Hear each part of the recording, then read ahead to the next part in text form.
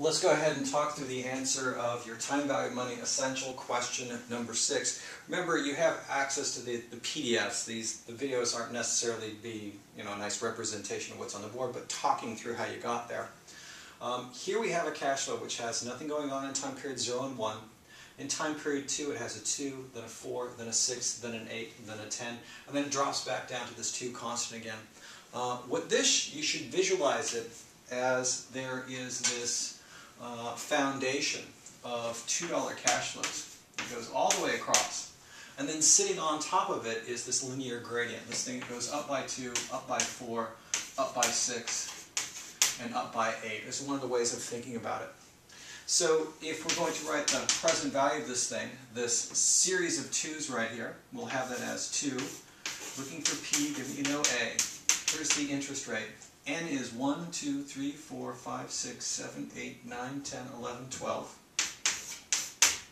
But we also note out that this gives us all our money in the wrong spot. It gathers all this value and brings it only to time period 1. So if we bring it from time period 1 back to 0, that should be the present value of the series. Please note, the 12 and the 1 together give you 13, and that's the last time period when you have the 2's.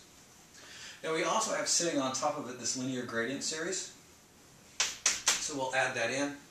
The capital G here is this 2 that things keep increasing by 2, so we'll put a 2 there. Looking for P, given we know G, here's the interest rate. And for the linear gradient series, you just count the number of non-zero elements, 4, add 1 for the pot, that gives you 5. And then we look at this and go, oh, it's probably in the wrong spot. Because in the linear gradient series, the first element isn't in its time period 1, it's actually in time period 2.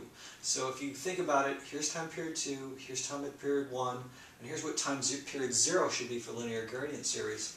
So that we know we have to shift this thing around a little bit. Again, dividing by 1 plus I to the n, noting that the last time period that you see this linear gradient is time period 6. And if you add the 5 and the 1, you should go ahead and get the 6 together. And that is the last of your essential time value of money questions for winter term 2011. Thank you.